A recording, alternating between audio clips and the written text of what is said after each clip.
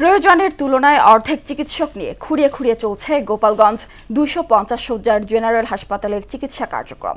অন্যদিকে হাসপাতালটি পুরো দখল করে রেখেছে বিভিন্ন ডায়াগনস্টিক সেন্টারের দালাল চক্র। বিষয়টি স্বীকার করলেন হাসপাতালটির তত্ত্বাবধায়ক নিজেই। মাসুদ পারভেজের প্রতিবেদন, জানাচ্ছেন আফরিন পপি।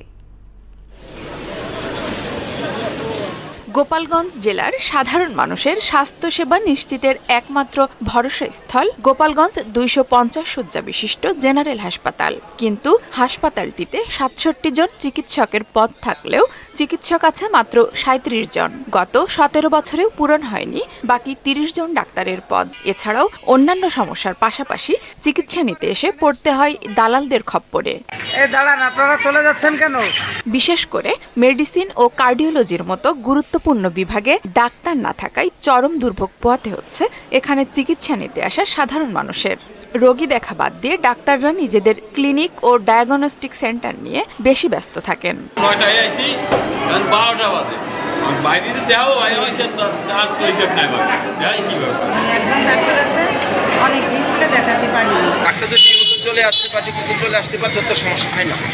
অনেক ডক্টর আছে যারা কিনা এখানে সময় কম দিচ্ছে এবং তাদের প্রাইভেট যে ক্লিনিকগুলো আছে সেখানে সময় বেশি দিচ্ছে।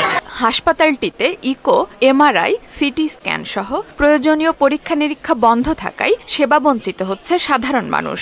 অভিযোগ আছে হাসপাতালে কর্মরত কেউ কেউ দালাল চক্রের সঙ্গে জড়িত। টিকিট কাটার পরে দালালের মাধ্যমে আমাদের ঢোকা লাগে। দালালে কয় বাইরে রিপোর্ট করাবো, কয় বাইরে রিপোর্ট করাবো, এই নিয়ে টানাটানি করে।